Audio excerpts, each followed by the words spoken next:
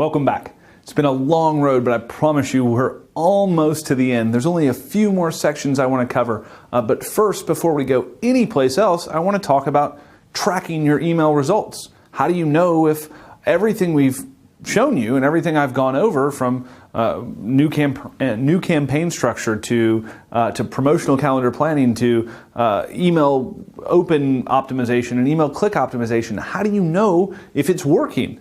Well, before you can actually track your results, and more importantly, before you can set realistic goals, we have to benchmark. Like, what's happening right now? What are your current results? Now, a lot of people have general numbers, but let's go over real quickly what you should be tracking, and then how you're going to benchmark and how you're going to track moving forward. So we need to answer the question, how well is email working for you right now? Right? How is it working right now? We need to benchmark things like, how big is your email list? And don't worry, I'm going to go through these, but in a separate video, I'm going to walk you through the email stats tracking sheet. It's a sheet that we had created that totals week by week, month by month, quarter by quarter, and year over year, so that you can not only graph and chart and benchmark your results, but you can look at them time period over time period. So I'll break down that video, but first in here, all I want you to do is understand conceptually what we're looking at benchmarking, what we need to benchmark now so that we can see growth, what we need to know, or what we need to look at to know if we're getting better, right? If we're actually getting better results from our email. So first, how big is your list? Second, are you mailing the entire list? When you send a broadcast email, how many people are you mailing? Now, you might be surprised to see that when you start going back and filling out and backdating this information, that you go large chunks of time without talking to potentially some of your best buyers. Now, hopefully that's not the case, but I can tell you when we first started doing this years ago and benchmarking and filling this sheet out, it was absolutely the case for us. So if it is the case for you, don't feel bad. You're in really good company. Now, obviously, how many people are opening your emails? What's their average open rate? How many people are clicking your emails, right? What's your average click-through rate? How many people unsubscribe, right? How many people unsubscribe on your average email? How many people are complaining or marking your email spam? Okay, so that's what we're going to look at, but let's go into 5 steps to really benchmark email performance. So the very first thing I want you to do is look back and chart every broadcast email for the past 3, 6, and 12 months. Now, I'll tell you, this is not a fun process. It's not even a little bit of a fun process. It's a lot of manual data entry. So if you have an intern, I would suggest grabbing their time, hopefully taking maybe a week of their time, maybe more, depending on how much email you send, to go in and actually fill this backdated data in so that you can start establishing benchmarks, right? What we really want to know is what's your average email open rate. Before we can set a target goal for what you want your email open rate to be, we have to know what it is now so we can figure out if that's a reasonable short-term or long-term goal. So looking back and charting every single broadcast email you or your company sent for the past 3, 6, 12 months. If you don't have an intern in-house, you may want to look at outsourcing this with a simple data entry gig, maybe use a local staffing company, but something to where you are not having to sit down and review it. Now, I'll tell you, if you have to be the one to do it, it's not the worst thing in the world. What you'll get is a real deep dive into the types of emails you've been sending, what's working, what's not, what people are engaging with, and what people are not engaging with, or what they're actually repelled by. So worst case scenario, if you have to do it yourself, you'll get a real crash course in email performance. Maybe find some things that you didn't realize that were right in front of your face.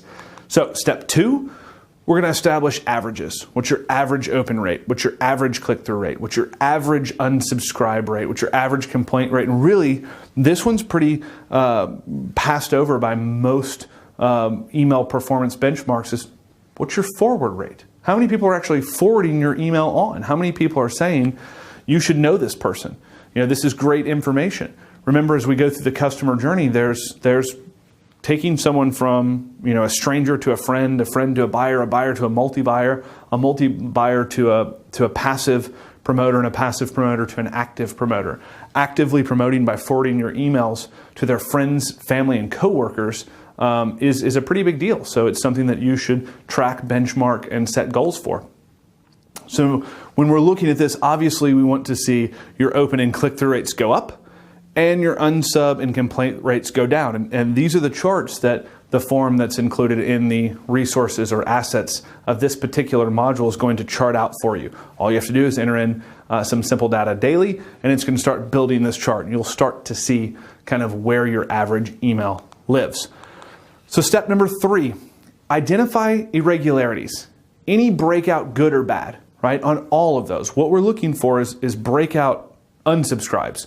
What emails have you sent that had double the unsubscribes your average email sends? What emails have you sent that had half of the unsubscribes that your average email get? What emails have you sent out that you've gotten double or triple your average open rates or your average click-through rates or your average forwards? We need to start plotting these. We need to start reverse engineering these. We need to start answering the question, why? Right? Why did that happen? Why did that work so much better, or why did that perform so much worse than my average email? Some of these things we need to try to duplicate, and others we need to try to avoid, right? So we're looking for patterns as we're doing this. As we're backdating, we're trying to see, is there a particular topic recently or historically that is a hot button to your list? Is there a particular topic recently or historically that your list could care less about, that you think and you can't figure out why they don't care about, right? Is there something that anytime you talk about it, you get crickets, and something else that every time you talk about it, you get huge opens, huge click-through rates, and hopefully huge sales? We need to figure that out. Is there a day or a time or a from? Is there some pattern that gets either positive or negative results? We have to start looking for these things. Now, we're going to start evaluating this on a weekly and monthly basis, but we need to start looking now not only for these things, but for seasonality, right? As we're going through, we're looking for seasonality as we go year over year. We need to say, is there a time of the year that historically our email performance dips? Or is there a time of year where historically for our market, our email list is highly engaged, right? Really highly engaged.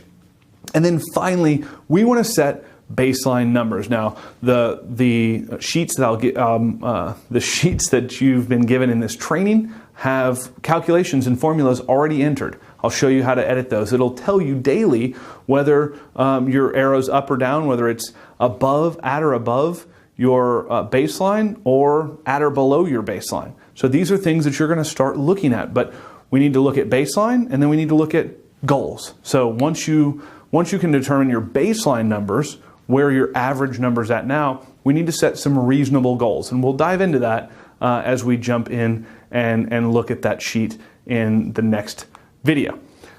All right, so real quick, before we go to that video, I've got one more that we're going to talk about, and it is really your KPIs and monitoring. So what are you going to look at, and when are you going to look at it? That's what we'll talk about in the next video.